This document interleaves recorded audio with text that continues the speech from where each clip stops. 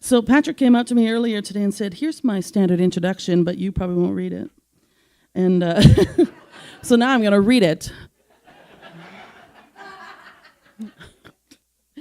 We are honored to have Patrick Harbula here with us today, and I'm going to read his introduction, which is very interesting and probably not as funny as what I would do, but here we go. Reverend Patrick Harbula has been a spiritual leader, counselor, and coach for over 30 years and reaches hundreds of thousands with his writing and personal and media appearances. Patrick is an author of The Magic of the Soul, Applying Spiritual Power to Daily Living, which is an elective course for Science of Mind training through Centers for Spiritual Living. He is the founder of the Living Purpose Institute and creator of the Life Coaching Certification Program and the Primal Fire Intensive. He was ordained as an independent religious science minister by the late Dr. Earl Barnum in 1985 and affiliated with CSL in 2010. He is also ordained and recognized as a Doctor of Divinity through Spiritual Unity Movement, of which he was the president for 12 years. He trained in spiritual psychology under the late Dr. Vivian King. He founded Meditation Magazine in 1985. He was formerly a director for Stage Publications and world-renowned social science publisher. Patrick will be available after the service to sign his book. He won't let you take it with him, but just kidding. And speaking on For the Joy of It, please welcome Reverend Patrick Harbula.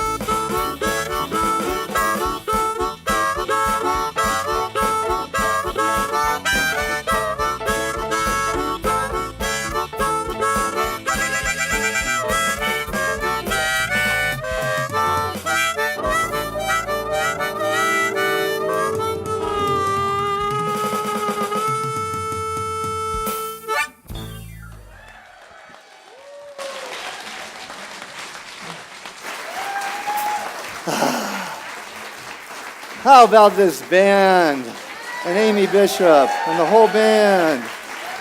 Amazing. Love you. All righty. Was that fun or what? I like to start that way because, guess why? Got it. Very good.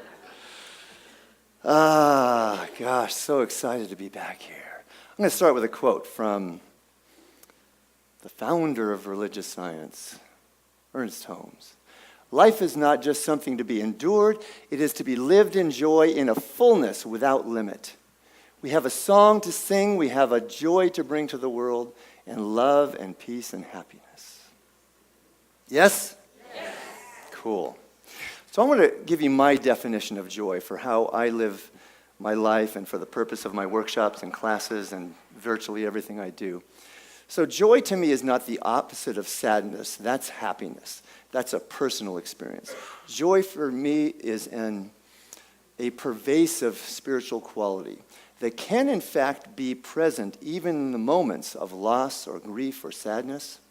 So for example, when my mother was passing several years ago, about just 6 years ago now. So she had come home from a massive stroke, and we knew it would just be a few days, and got the opportunity in those last few days to be with her in such an intimate way, to just be whispering in her ear. She couldn't speak, she couldn't swallow, but I knew she could hear me, and I would whisper how much I loved you, Mom, how much you've been a hero for me, how you were the best mom I could ever ask for, right? This was not a moment of happiness.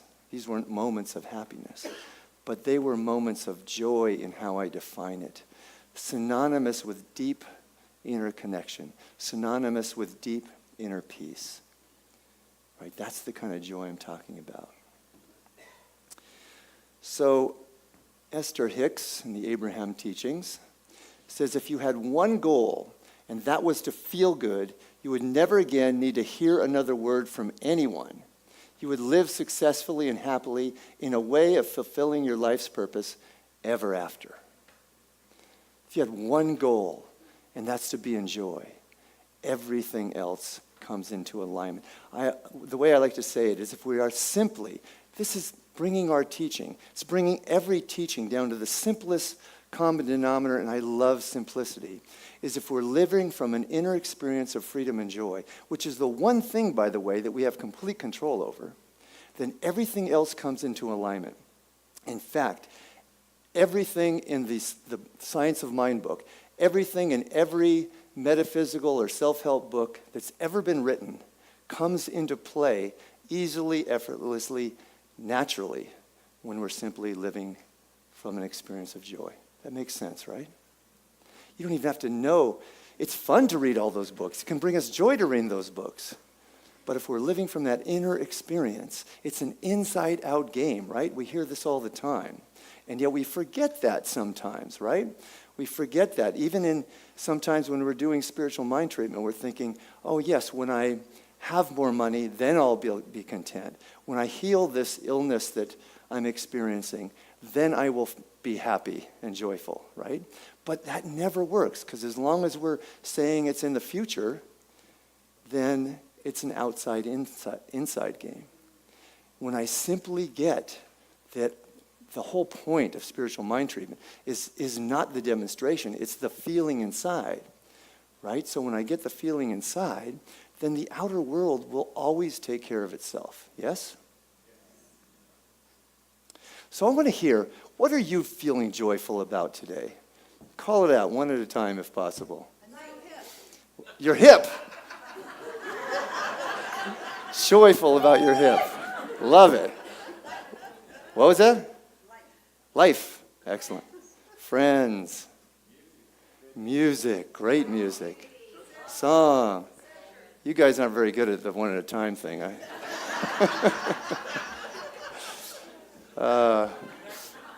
Connection. We're all one.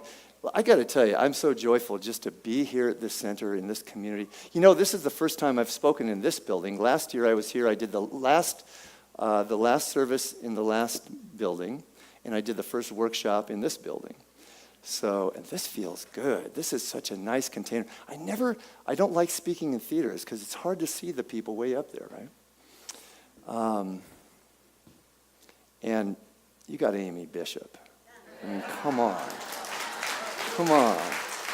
I've said this because we've been together on stage a lot of times at the New Thought conferences, and I've said this many times. She is my favorite singer in the entire world.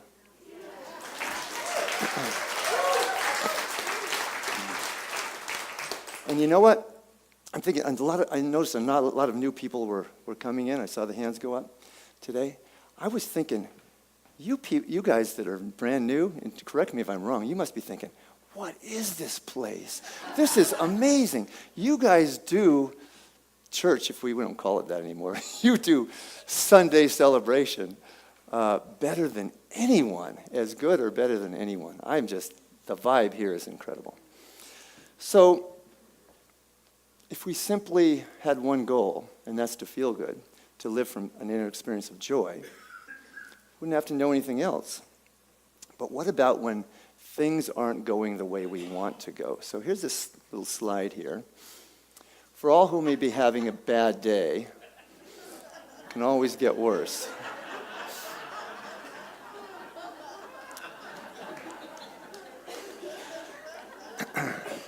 I used to work for this guy when I was in my early 20s in a tennis shop.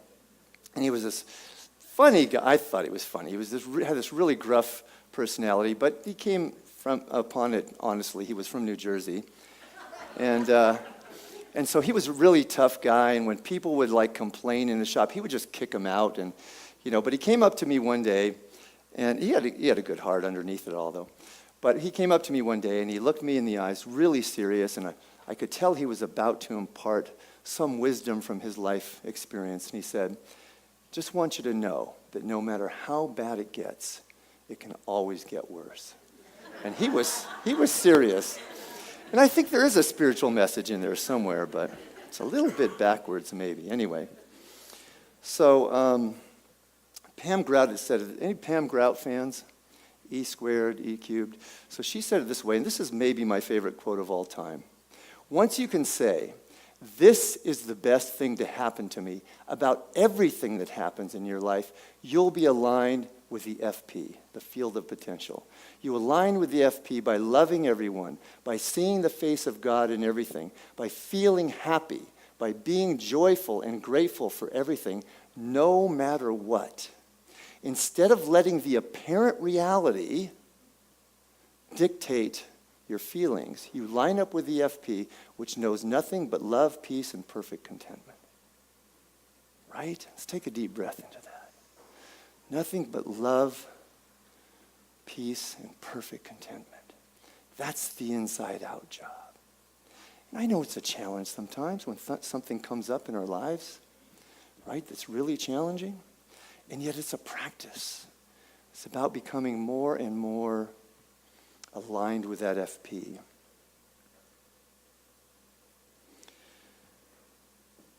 The Buddha, I wanted to share with you something that came to me just recently.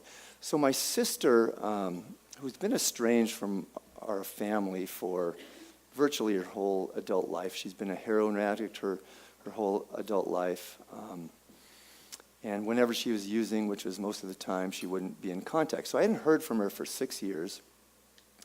She didn't know that our mother had passed. She didn't know that her daughter had passed.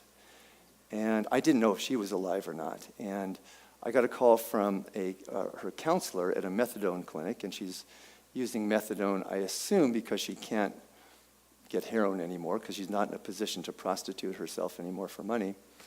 And her counselor said to me, your sister's not doing well. I think it'd be helpful if you talk to her. And of course, I couldn't wait to do that. And so it brought up a lot of sadness for me.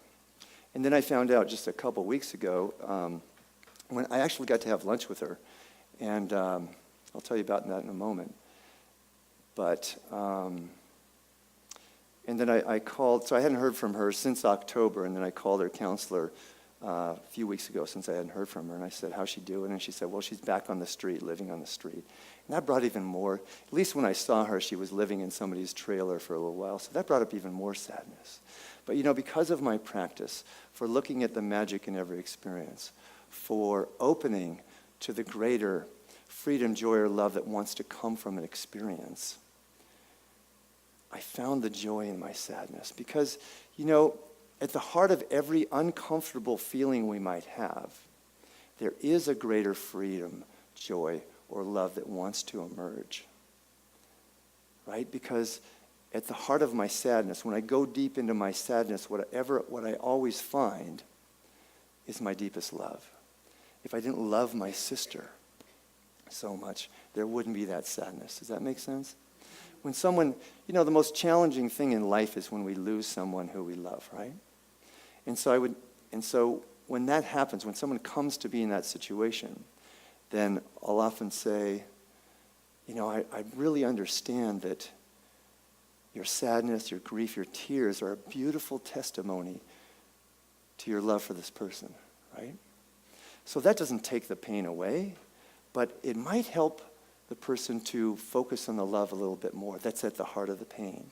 And so now it's pain plus love. And when love and pain come together, that's the only way that pain really heals, right? So what I ended up saying to my sister when I met her is something like this. I'll try to paraphrase. I wrote her a long letter because we didn't get to talk very long before I met her, but then I got to actually read it to her. And basically what I said is, the understanding that I have come to that is in part as a result of sharing your life with you and what I've learned from your experience is that everyone on this planet is here to unfold love. In some way, everyone's playing a role in unfolding greater love because that's what we're all about. That's what spirit is about. It cannot be any other way. So even the abused, even the abuser have chosen in some way to unfold love through that particular role. Even the most violent act is a call for love, yes? And so I said, it's people like yourself. And by the way, my sister, I said to her, you're my best friend, right? And it's really sad for me it's been hard for me. I would have liked your life to be easier. And yet, I realize now, and this came to me several years ago, that people like yourself who have chosen this kind of path, you have got the difficult job. You have the job that takes greater courage, greater strength. I've got the easy job. I get to go around the world and speak to amazing people like you and coach people and train coaches and do things every day that bring me joy. But it's the people like yourself, the people who have chosen from a soul level to be abused, to be the abuser. They've got the really challenging job. And so I said to her, I know you've always looked up to me as a brother, as a big brother. I want you to know that I don't judge you at all. And in fact, you are my hero as well. Your soul knew that you were strong enough and courageous enough to choose this role. And I know that everything that you are learning from this, and by the way, she's an amazing person. You would never know even that she had a drug problem if you met her. You'd think, her counselor said, if I could take her home with me, I love her so much, I would do that if I thought it would help, right? And so I said, I know that you have touched people in ways that I never will be able to. And she has.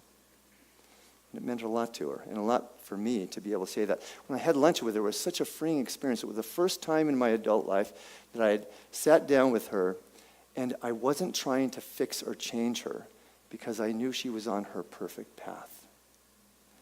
And I was free to actually just enjoy her company because I didn't have an agenda. You feel that? So, the more that we, and in our teaching, the way it used to be taught, and fortunately it's not taught this way anymore, but it sometimes comes up this way, subtly, that if something bad happens that we don't like, we say, well, what was the wrong consciousness that created this, right? Or worse than that, when someone says, Amy, what was the wrong consciousness that created that? And that always makes you feel instantly better, right? The better question to ask is what I said before. What is the greater freedom, joy, or love that wants to emerge from this situation? Because there always is one, right?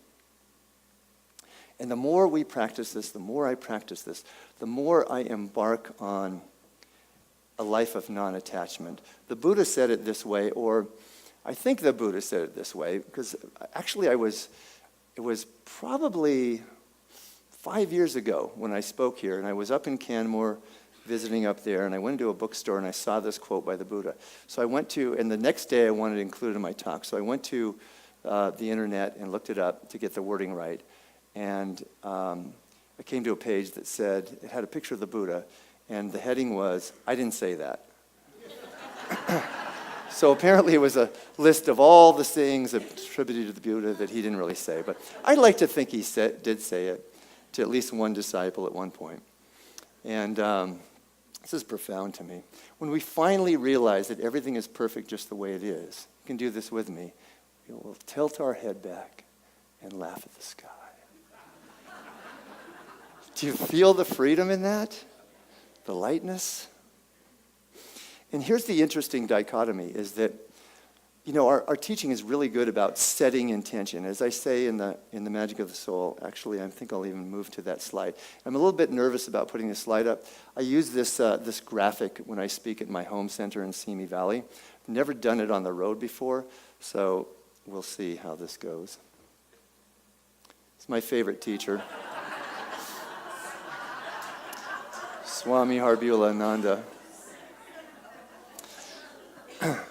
The most powerful state of consciousness for manifestation is to be completely clear about what we want, to ask for it, even demand it, and at the same time be completely, or at least relatively, completely would be an ideal, non-attached to when, how, and even if it occurs. You see, because if I have any attachment, then there's going to be some fear that what I want to happen won't happen, or that what I don't want to happen will happen. And as long as there's that fear, I'm going to be putting negative energy into what I don't want, right? And the other thing is, if I've got 5 different things I'm worried about, I'm actually draining my power. My power is going into each one of these things I'm worrying about. And so I don't then have the power to easily and effortlessly manifest what I do want. Make sense? Robert Scheinfeld said it this way in Busting Loose from the Money Game, and it's my second favorite book of all time. Guess what my first one is? Magic of the Soul. Good guess. And this is a challenging statement. See if you can resonate with this. When you attain the consciousness that realize it's no better to have $1 million than to owe $1 million, you will then have the consciousness to create whatever you want with the snap of your fingers. You get that? Because if I'm saying this situation in the world is better than that situation, I'm saying that the world of form has power over my inner experience. Right? The only way I then have power over the world of form is to recognize, and it's an inside-out job.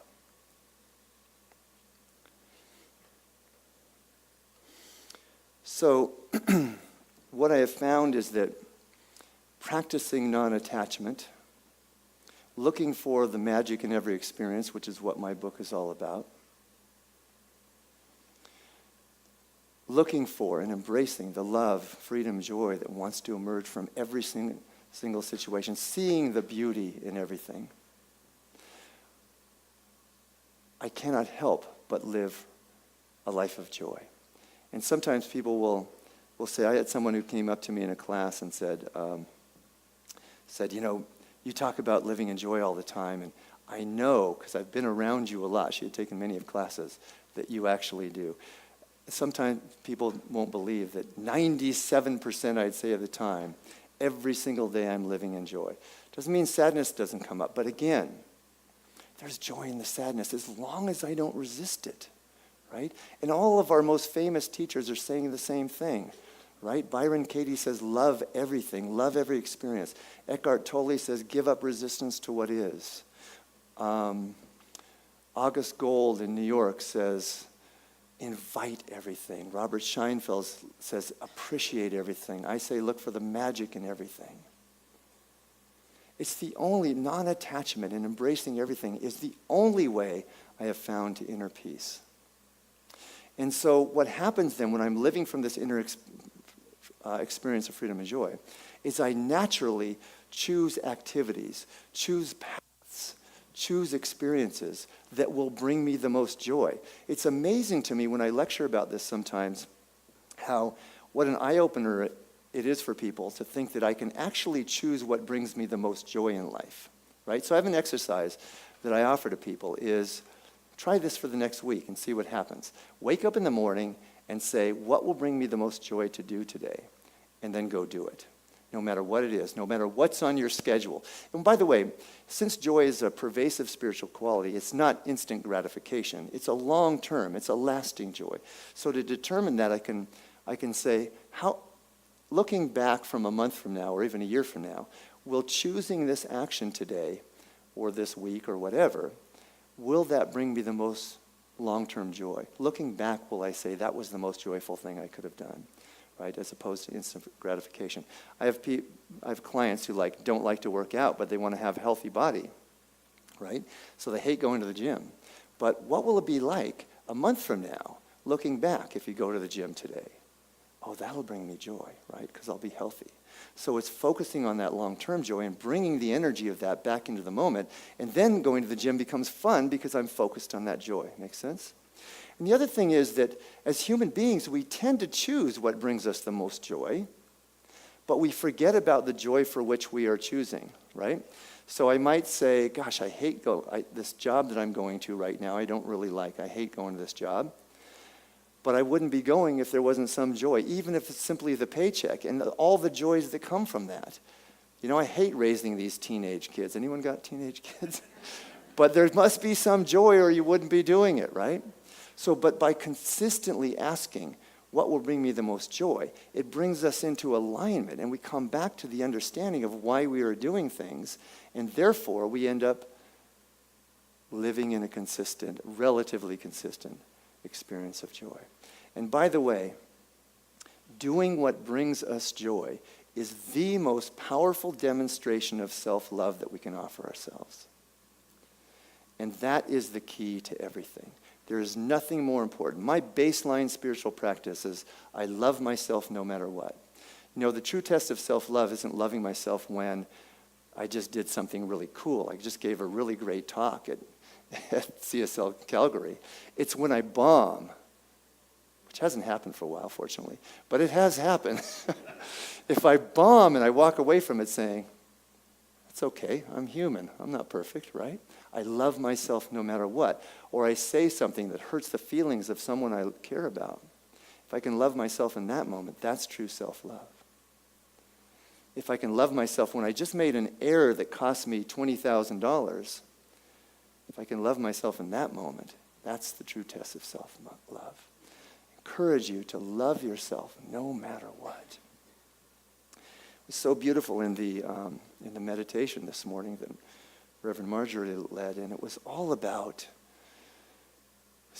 accepting right where you are. You know, don't judge the thoughts as they come in. As I say in my meditations, invite them into the experience. I assume that every thought that comes up in meditation is coming up because it wants to meditate with me. It wants to become enlightened. It wants to become free. Right? So we can invite in every experience, accept ourselves, and love ourselves just the way we are. So I'll tell you a little bit about the workshop today. So it's called Manifesting the Dream. And somebody was saying earlier, before the service, that, you know, I'm wondering if that's kind of geared toward people who are early in their life, manifesting their dream for career. But then what we came to is no, people who are maybe even reaching retirement age or in retirement. This is the time where we can really fulfill our purpose in life, right? Because we're no longer tied down by the 9-to-5 job. So what we're going to do is we're going to create, I've got an exercise for really getting clear on what is your most joyful dream for your life. Wherever you are right now, what is my most joyful dream moving forward? And then we do a practice that is the most powerful practice I do with my coaching clients and people in classes and workshops, that is about how to keep our energy positive and at a high vibration in the midst of challenges. I have seen absolute miracles happen for people within 30 days. Absolute miracles, some of which I'll share in the workshop. Play shop, I like to call it. And then finally, at the very end, we do this exercise that is about really embodying the dream in a really playful, fun way. So this is a brand new workshop or play shop that I've only done twice before, and it's my favorite one of all time. So my wish would be that every single person here could come, because we're going to have so much fun together. It's probably not possible, but if you don't have plans, please come. You'll be glad you did. If you do have plans, change them. If you absolutely can't change them, sign up on my mailing list, and next time I'm around, I'll let you know. Then we're doing the deep meditation workshop on Tuesday. And so I'm going to give you one more quote and tell you a story, and then we'll be done. So this is another quote from Robert Scheinfeld from Busting Loose the Money Game. And I'm going to put the quote up there, but I'm going to paraphrase it a little bit and exaggerate it a little bit. This is how I like to say it. So, who you really are is an infinite, omnipotent, magnificent being. That no concept of power that you have ever entertained comes anywhere close to how much power you really have. That you have the ability to snap your fingers and create whatever you want. That is your potential. That is everyone's potential. That if you took all of the power in the entire planet, everything that man has created that has power, electricity, atomic bombs, the internet, nuclear missiles, if you brought all that together, combined it with the power of Mother Earth herself, the volcanoes, the hurricanes, the earthquakes, gathered all that power up, magnified it 1 billion times, that would be a speck compared to the power that you have as an expression of the beloved, as an expression of spirit, as an expression of pure love and light. And you know, when I say that, that doesn't make sense practically, right? But I see heads nodding because we resonate with the truth. This is our potential. To live from an experience of freedom and joy and power consistently. So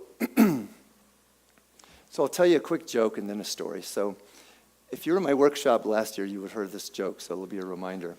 So there's these 3 guys out for a game of golf. And the first guy steps up to the tee, and he's really concentrating. He's really focused and serious about his golf game. And so he steps up, and by the way, you've probably heard of him. His name is Moses. So he steps up to the tee, and he takes these very careful, mindful practice strokes, and he finally lets it go. The ball goes sailing out over the fairway, and it's heading for the green, but it lands before this trap, this lake, and it's rolling for the lake. And so he just steps out, raises up his club, the waters part, the ball rolls through about 20 feet from the cup. Next guy steps up, and he's also very serious, very concentrated. Probably heard of him too. His name's Jesus. Jesus steps up, and he takes a couple very careful practice swings, lets it go. It's flying out there even farther than Moses' ball, but it's going to land in the lake.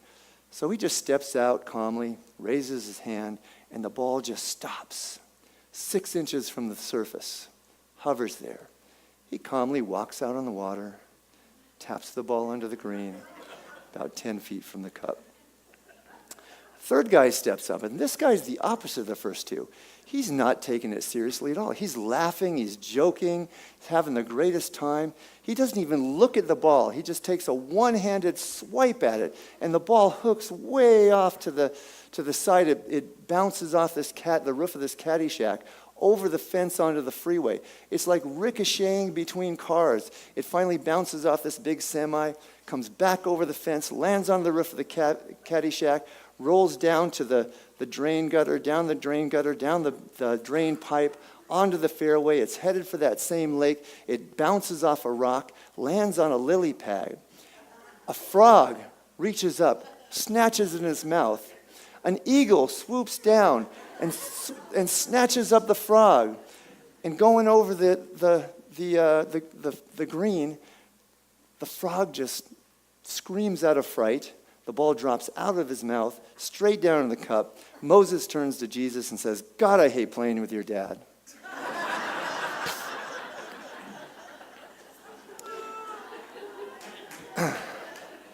So when we show up with a spirit of joy, you know, no matter what your effort is in life, no matter what your job, no matter what your service, the person who shows up with the most joy always gets the best results, always becomes the most successful, always creates the most loving and fulfilling experiences for those around them. So my teacher, who was mentioned in my introduction, Dr. Vivian King, who taught me, I studied for 4 years in spiritual psychology. So after I graduated her program, several years after that, I was at a party and I heard from someone that she had been hit by a drunk driver and became a quadriplegic. And they were just moving her from Texas to Long Beach, which is about an hour from where I lived at the time. And so I drove down there that weekend to see her, and she had been in a coma for 6 weeks. Her head, they said, was swollen the size of a basketball. She had brainstem damage, which caused her to lose all the feeling in her arms and legs and her ability to speak. And so the only way she can communicate, in fact, was they had a laser pen on her glasses, and they had like a makeshift keyboard, and she would point to the letters, right? Later on, she was trained to like speak in whispers. And so her head was back to normal, but her face was very distorted. And they were just deciding where to move her next for her rehabilitation. It's easy for you to say. And so I said, well, and they were thinking about 2 places, one in Orange County because she had friends there, and one in the San Fernando Valley. So I said, well, I live in the San Fernando Valley, and so if she ends up there, I can come and visit her and help with her physical therapy and so on.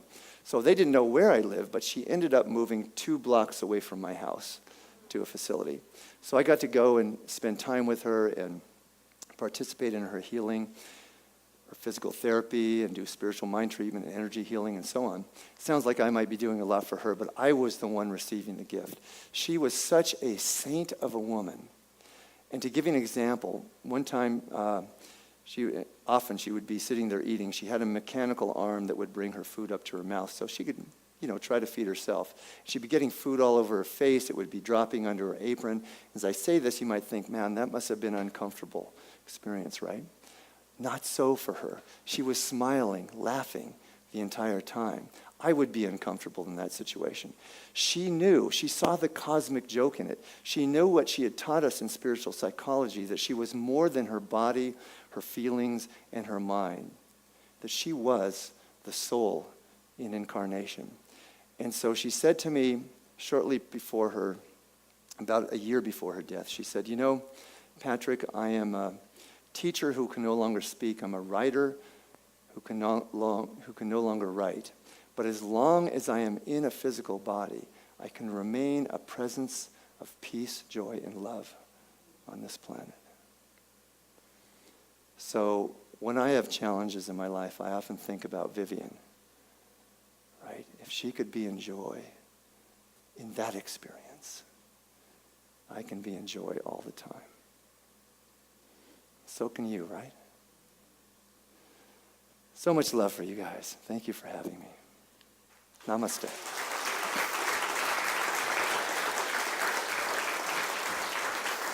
Thank you. Yeah.